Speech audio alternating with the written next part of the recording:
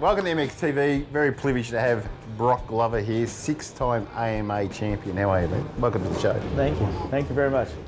Now, this isn't the first time you've been to Australia, is it? No, it isn't. I think the first time was probably 1981 or 82, I think it was. I don't remember exactly the year. And I also came back a couple more times. I raced a supercross race in Perth. Jeff Leask and his father helped put it on.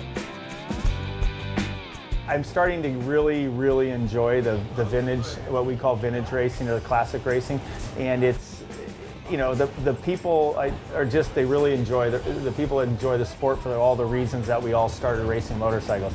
You know, the ability to work on your own motorcycle and jump back on the bike for the weekend's race.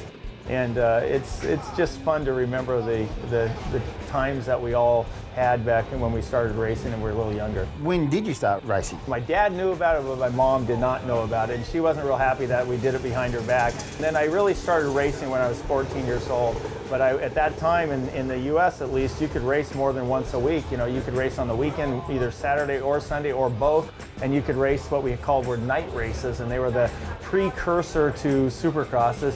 What was your favorite race? It's always hard to put one particular race as my utmost favorite. Probably my proudest moment as a racer, I think, might have been like in 1983 when I was on the Trophy to Nations team, which was like the Motocross of Nations, and racing at that time in Czechoslovakia, which at the time was an Iron Curtain communist country. And to be able to go over there and win the race and to be able to stand on the podium and listen, you know, see your flag raised and hear the national anthem played in front of all those people. And I think it would be similar to what an Olympic athlete would feel like standing up on a podium and seeing an Australian flag or an American flag being raised. Now, still today you're involved in the industry with Dunlop. Yeah. How have tyres progressed in your time? The one thing, if you ride a vintage or a classic motorcycle, is put modern tires on your bike, because the suspension is not that good on some of the early motorcycles, and having good tires helps a lot.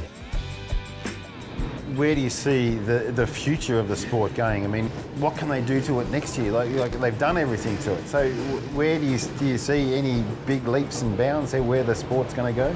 I am amazed how good the modern motorcycles are and motocross bikes. It's changed everything. It's changed how you ride. It's changed the whole dynamics of the sport. They are fantastic motorcycles. I do have a little concern of the cost of racing and what's happened in racing. But what we really need is to have more participation. We need to have more people coming into the sport. More people realizing this is a wonderful, wholesome family activity. What an unbelievably great weekend to spend with your son or your family together at a race and doing it as a family event. But when you have to have a choice between can I afford to live in my house and have food on my table or buy a motorcycle, then I think we have to stand back and try to reevaluate where the costs are going of this sport. Yamaha's doing a really good job of trying to bring the family, they've got a new program in the United States, and I think it's going to be globally, the Blue Crew, and it's all about that. It's a support, you know, when you buy a Yamaha, you become part of a Yamaha family.